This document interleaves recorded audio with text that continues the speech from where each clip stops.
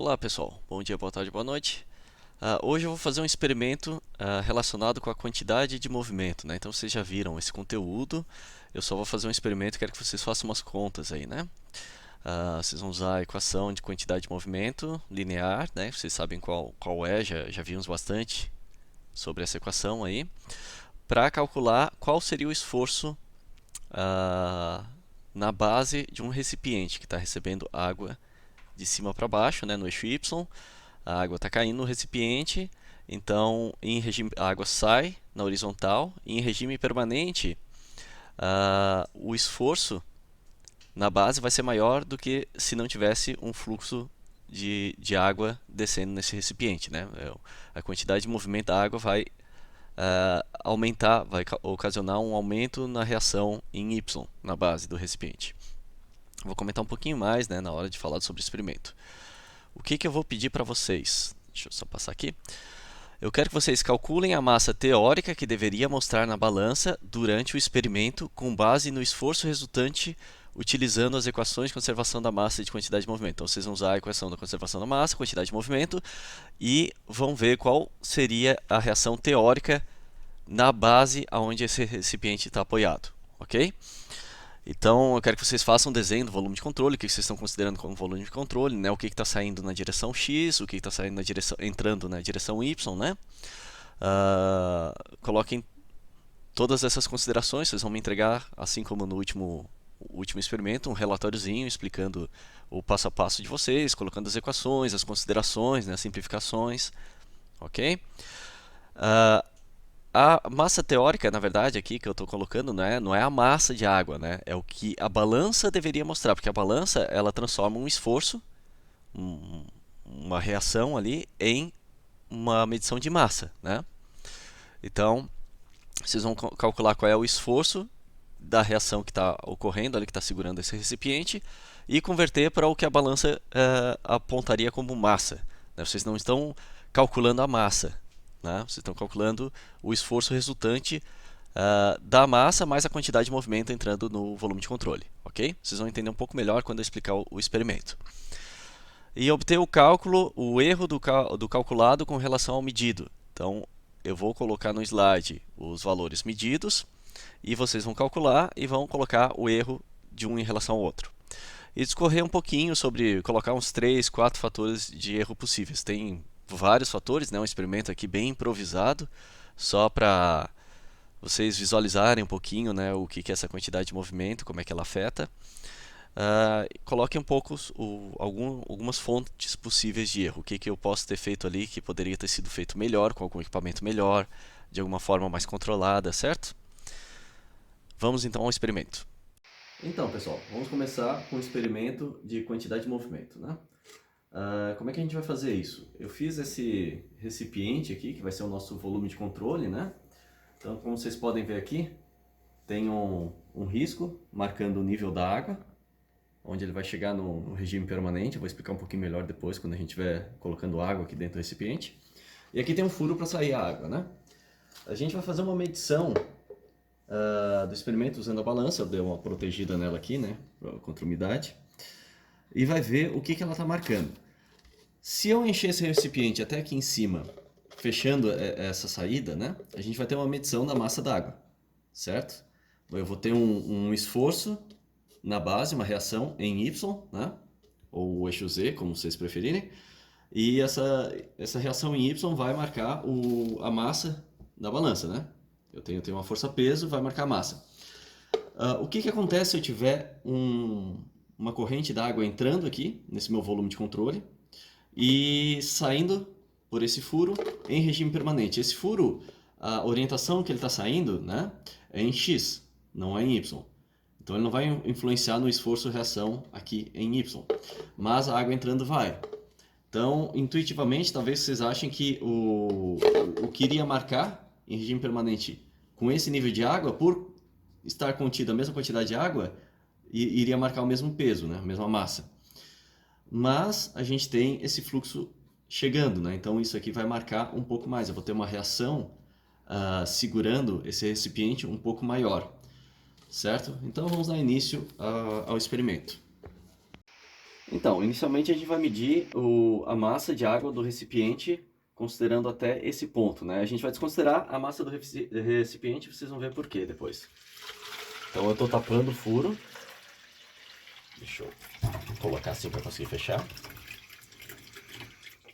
E aqui vai vazar um pouquinho, deixa eu tirar um pouco para chegar bem no nível. Pronto. Vocês estão vendo, tá bem na marcação, né? Vamos ver qual é essa massa de água.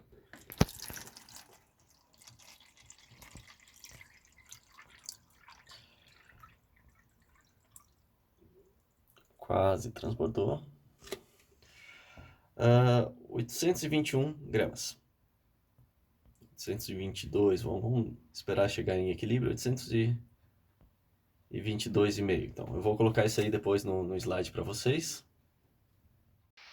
Então, pessoal, a gente vai tentar chegar no regime permanente, né? Então, eu vou abrir aqui devagarzinho. A balança está medindo, né? Ali.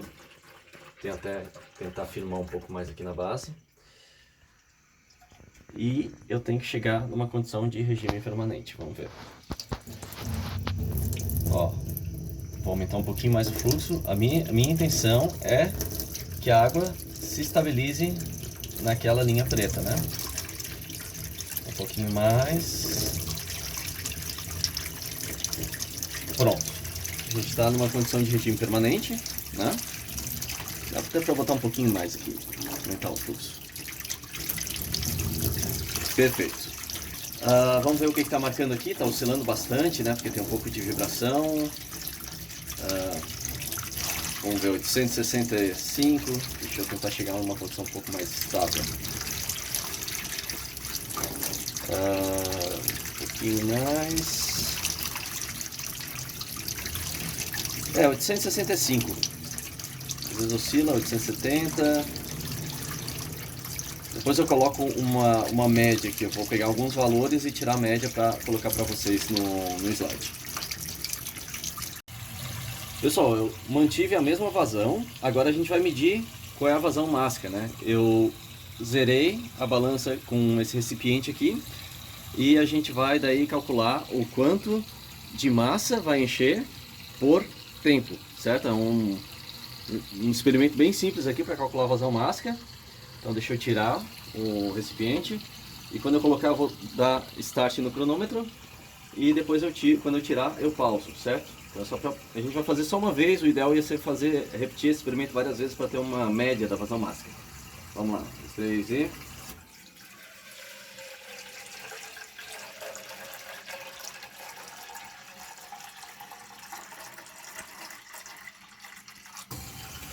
(9 segundos e 81) e 1 kg 329, 328,5 aqui. 1 kg 330.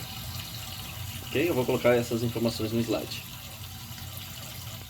Pessoal, a gente vai precisar daí para o experimento saber qual é a área de entrada, né, dessa minha vazão. Então, mantendo ainda a mesma abertura, eu tenho aqui mais ou menos 10 milímetros de diâmetro que a gente vai usar nas contas, certo?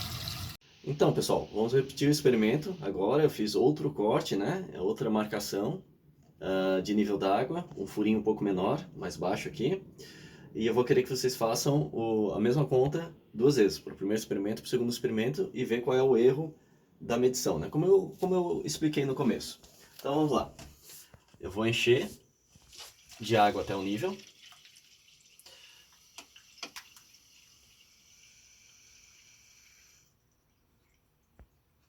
Pronto, aqui até o nível. Zerei a balança, né? Então ela está desconsiderando já o peso desse recipiente. Vamos colocar a massa de água aqui, certo?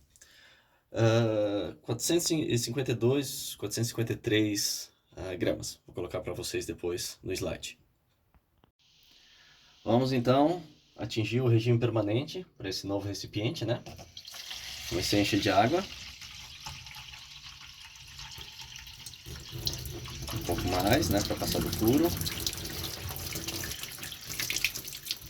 Deixa eu atingir certinho o regime permanente, abrir um pouco mais para chegar mais para cima, né? Um pouco menos. Não é muito bem controlado esse experimento, né? 491, 492, 490... 490, vamos deixar isso, eu vou colocar no slide. Como vocês viram, já é um pouco mais que a massa que tinha de água, né? Isso porque eu tenho daí a quantidade de movimento chegando pelo regime de controle, pelo volume de controle, né? Em regime permanente. Deixa eu só acertar certinho aqui o regime permanente.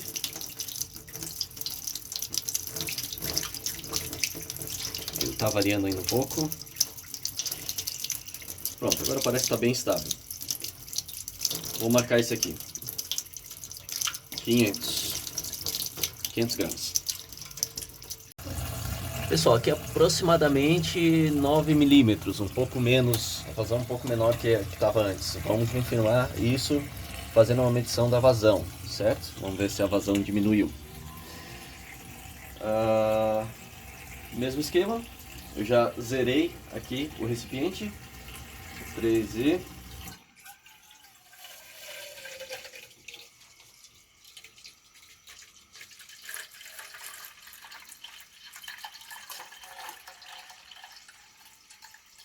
Botei um pouquinho mais, opa, um pouquinho mais. Vamos ver como é que ficou. Eu botei mais tempo e deu menos massa do que estava antes, então realmente a vazão está menor agora, né? 1,210 kg, 1.210 gramas, certo? Então vamos fazer as contas agora. Então, aqui nós temos os dados do experimento 1, né? Onde o reservatório era um pouco maior.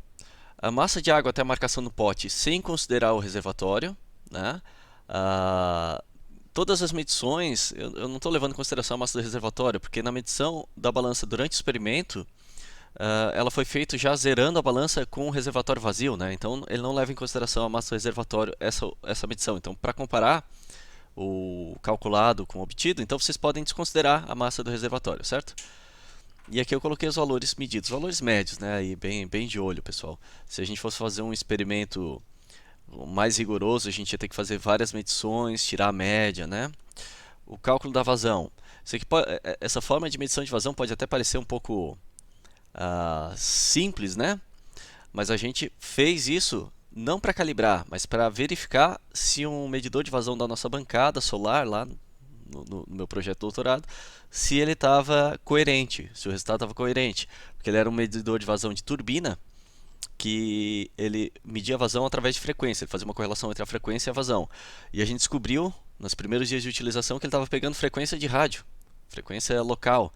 E isso estava afetando, né, a medição. Então a gente fez uma gaiola de Faraday, né, a gente embrulhou os equipamentos em metal, aterrou isso tudo, e daí queria saber se no final a medição estava coerente com o que era para ser. Então estava batendo, né? A medição que ele estava apontando pela frequência era mais ou menos a medição que a gente estava conseguindo enchendo um balde, né, em um tempo cronometrado. Daí quanto maior o balde, maior o tempo, assim, menor o teu erro, né? O erro de apertar o botão na hora certa. Aqui a medição da balança durante o experimento e o diâmetro do jato d'água de entrada no volume de controle. Para o experimento 1 e aqui para o experimento 2.